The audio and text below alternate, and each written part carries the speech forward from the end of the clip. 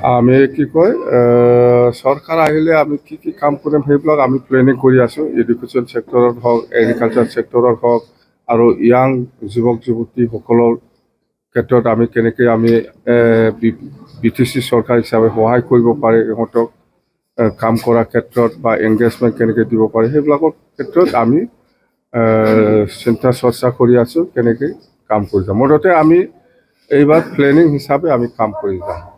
আৰু মাটিৰ পাট্টা দিয়াটো স্পষ্ট কথা আমি দিমেই। আৰু প্ৰত্যেকটা সমষ্টিত ২,৫০০ জনকৈ মানে বেনিফিচাৰীক আমি IBS দিম। IBS মানে যিসকলে লেবাৰ কাম কৰি পেলাই খায়, যিসকলে আজি লেবাৰ নকৰিলে আজি চব্জি যদি বিক্ৰী নকৰে অহাকালি খাব নাপায়, এনেকুৱা ধৰণৰ মানে বেনিফিচাৰীসকলক আমি প্ৰত্যেকজনকে বছৰত ৫,০০০ কৰি দিম। এক বছৰত আমি ৫,০০০ দিম। বছৰত একবাৰ আহে আমাৰ পইচাটো।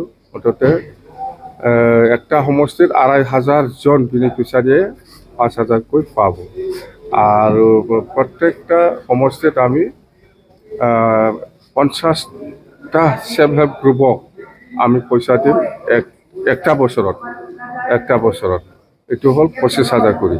আৰু ইয়াতকৈ বেছিও হ'ব পাৰে, এইটো মুঠতে কিবা এটা মুঠতে আমি দিম ছেল্ফ হেল্প গ্ৰুপক, এইটো আমি দিম। আৰু বেকাৰ সমস্যাটো কেনেকৈ সমাধান কৰিব পাৰে, আমাৰ MA MSc BA হিচাপ নাই আজিৰ দিনত। প্ৰত্যেক গাঁৱে গাঁৱে MA MSc পাছ হৈ পেলাই থকা, BA পাছ হৈ পেলাই থকা এনেকুৱা বহুত ল'ৰা ছোৱালী আছে। সিহঁতৰ কাৰণেও আমি কিবা এটা কাম কৰি দিব পাৰে নেকি, এই বেকাৰ সমস্যাটো সমাধান কৰিব পাৰে নেকি, কিবা একটা মানে মিনিমাম হ'লেও সমাধান কৰি দিব পাৰে নেকি। ইয়াৰ কাৰণে আমি 100 crore চিন্তা কৰিছোঁ। বছৰত 100 কোটি আমি ব্যৱহাৰ কৰিম এই যুৱক যুৱতীসকলৰ কাৰণে। বেকাৰ সমস্যাটো অলপ হ'লেও যাতে আমি সমাধান কৰি দিব পাৰে তাৰ কাৰণে এইবিলাক প্ৰজেক্ট আমাৰ আছে।